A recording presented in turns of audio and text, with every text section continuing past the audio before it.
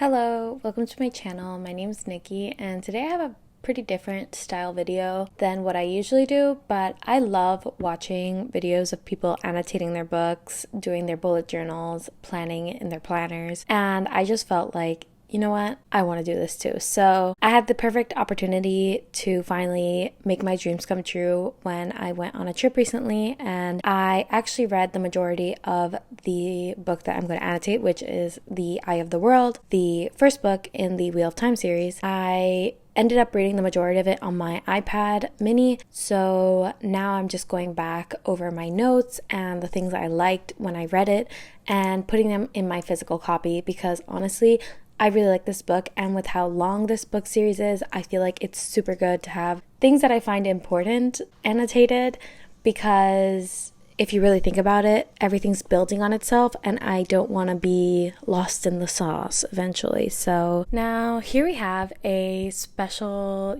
shout out, because my friend was nice enough to get me this stamp for Christmas, and it is so beautiful. So I'm gonna go ahead and stamp her favorite book right now, which was Invisible Life of Addie LaRue. That was her favorite book of 2021.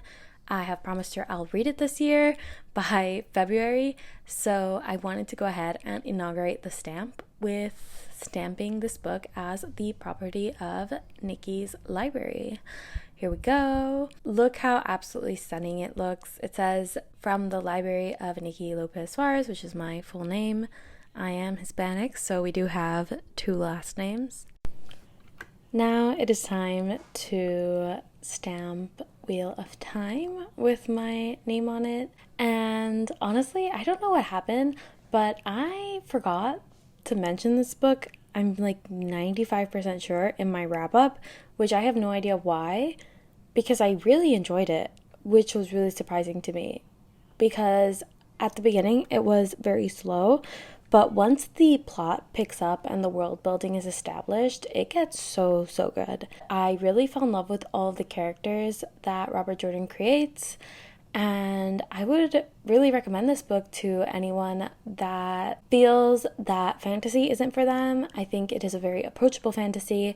There are some things that kind of confused me along the way, but nothing that was too great for me to not understand what was going on. I guess now would be a great time to talk about how I annotate books and why I annotate them. I started annotating after my long hiatus from reading in college, and I feel the best reason why someone should annotate is because it gives you a lot more of an active reader perspective. It is actually so fun to annotate a book and then go back to read your annotations, especially, for example, in a book that is like this one, that is a series and there's a lot of moving parts to it and things that they mention that later on might be important. And so for this book, basically everything that I marked with the darkish bluish purple was just annotations of things I think this is important for the future. And some other colors I used was orange when I really liked a scene, green when I was really surprised by a scene, and blue when I was very sad by a scene. But it really depends the book. I am not very strict when it comes to this, especially right now. I'm running so low on pink little annotation tabs because I was reading a lot of romance, and especially with A Crescent City, which is the last book that I heavily annotated, I used up 2 of these pink tab things. So I'm going to see if I can buy just like a pink tab dispenser, basically, so that I don't keep running through all my tabs. But as I said, this is not for school. This is just for me. I will just write scenes I really liked. If I am thinking it's important, then I'll tab it.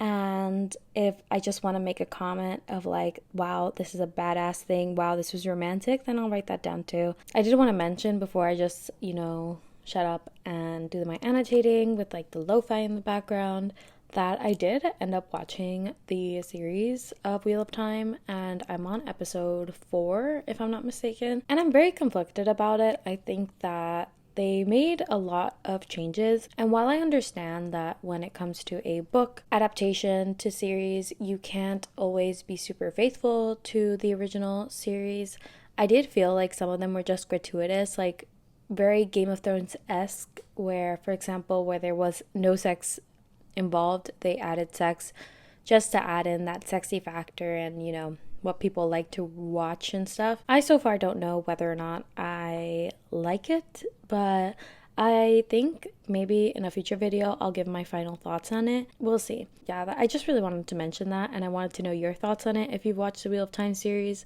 what do you think? Have you read the book? How does it compare to the book? Because I personally still don't know how I feel about it. That's about it for the chatty portion of this video. I will just shut up now. I was quite annoyed because there I was filming this video and everyone in my house decided to make a lot of noise. So the original plan was to make it more ASMR-esque, but that didn't work out. So I ended up just putting some music over it, and I hope that if you're going to be annotating with me, reading with me, doing any sort of thing with me, that this video is productive for you. So thank you so much for watching and enjoy the rest of the video.